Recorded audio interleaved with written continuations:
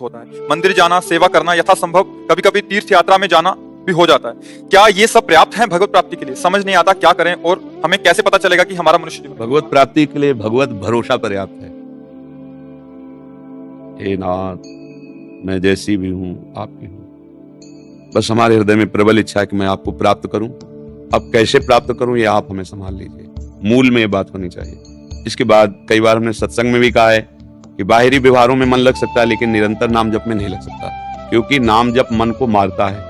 व्यवहार में उसको चांस मिलता है, खुराक मिलती रहती है। जैसे हम तीर्थ याटन जा रहे हैं तो संसारिकता भी दिखाई दे रही, मन को चैन मिल रहा है। सेवा कर रहे हैं तो बातचीत और ऐसा, लेकिन जब नाम जप कर रहे हैं तो सीधे नाम का ध्यान, नाम का सुमिरन, तो मन मरता है। इसलिए मन को पसंद नहीं मरना, वरना किसको पसंद है? तो मन को मारने के लिए नाम बहुत जरूरी है। पर जो भगवत प्राप्ति है वो हमें भगवत आश्रय से निश्चित हो जाएगी। और आश्रय को हम समझ पाए मन वचन कर्म से, एकमात्र प्रियाजू का, लालजू का आश्रय, और अपने में असमर्थता का अनुभव कि प्रभु मैं हर प्रयास करके देख रहा हूं, मेरी सामर्थ्य नहीं कि मैं आपको प्राप्त कर सकूं। तो क्या होगा? रोना आने लगेगा। जब असमर्थ होता है कोई तो क्या होता है? अब हमें चाहिए, तो मैं गरीब कैसे प्राप्त कर पाऊं? मान लो बहुत कीमती चीज है, चाहिए पक्का, अब क्या करूं? मेरे में सामर्थ्य नहीं, पर मुझे चाहिए। तो फिर क्या होता है? रोना आ जाता है।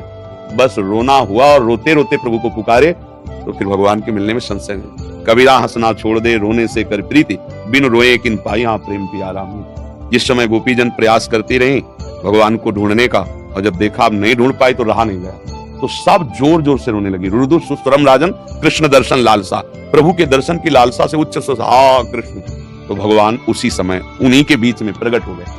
उसी समय वो लिखा तासा महावीर भूत छवरी इसमय मान मुखाम्बुजा पीतांबर धरा सर्वे साक्षात मन मन। तो रो रो करके भगवान को पुकारना ही भगवान की प्राप्ति का उपाय है। पर रोना तभी आता है जब अपने में हार आ जाती है कि मैं देख लिया, बहुत बार चल के देख लिया, मैं बार बार फिसल जाता हूँ, मैं बार बार हार जाता हूँ। हे हरि, मैं अपने को देख पा रहा हूँ कि मैं आपको कभी प्राप्त नहीं कर पाऊंगा, मेरे आचरण ऐसे, मेरा मन ऐसा है, पर नाथ मैं प्राप्त करना चाहता हूँ आपको। तो वो जो पुकार होती है वही पुकार आर्त पुकार कही जाती है। उस पुकार से भगवान की प्राप्ति होती है।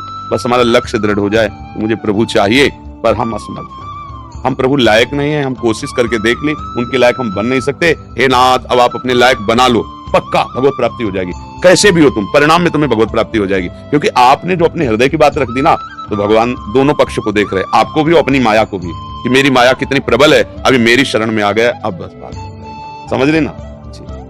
अब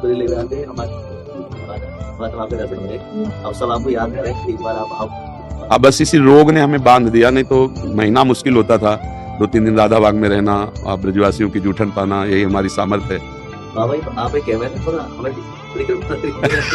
हाँ, बस यही हमारी लाडली का चमत्कार। मतलब डॉक्टर भी, जैसे हम ये लोग ले गए हैं ना, जैसे सामने खड़े तो उनका मरीज को सामने लाओ, तो ये खड़े तो है, वो ये मरीज है। तो केवल मेरी लाडली का जो प्रभाव है ना, ब्रह्मेश्वरादि शुद्धरूप पदार्थ श्रीमत परार परमात्म वैभव आया। स्वामिनी का वैभव उनके निज जन ही जानते हैं, नहीं तो लालजू का ही सब वैभव जानते हैं। और जहाँ लालजू अपना वैभव भूलकर स्वामिनी के सामने मांगत लाल लाडिलो नागर, जहाँ कृपा की याचना अखिल कोटि ब्रह्मांडों का ईश्वर करता है, किसी का माता कैसे समझ पाएगा? जहाँ अखिल कोटि ब्रह्मांडों का ईश्वर भी पीकदानी लिए खड़ा है, वहां वो हमारी महाराली जो है, हमारे कर्म ने, पूर्व कर्म ने तो हमें नष्ट कर दिया। खत्म। अब हमारी लाडली से हम जो चल रहे हैं ना, हमारी बैटरी लाडली है।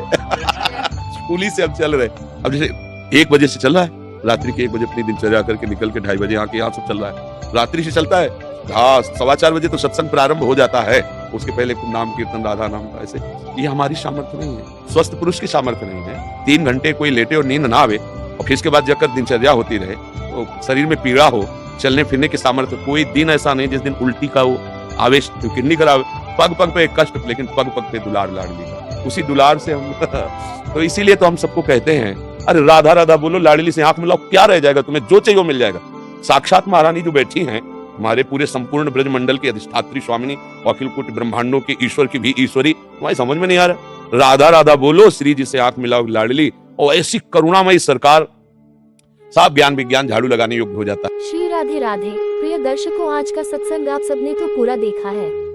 प्रेमानंद महाराज जी के प्रवचन सुन के आपको क्या क्या सीखने को मिल रहा है, कमेंट में जरूर बताएं।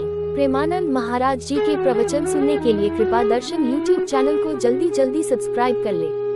फिर मिलते हैं एक और नए वीडियो के साथ। धन्यवाद।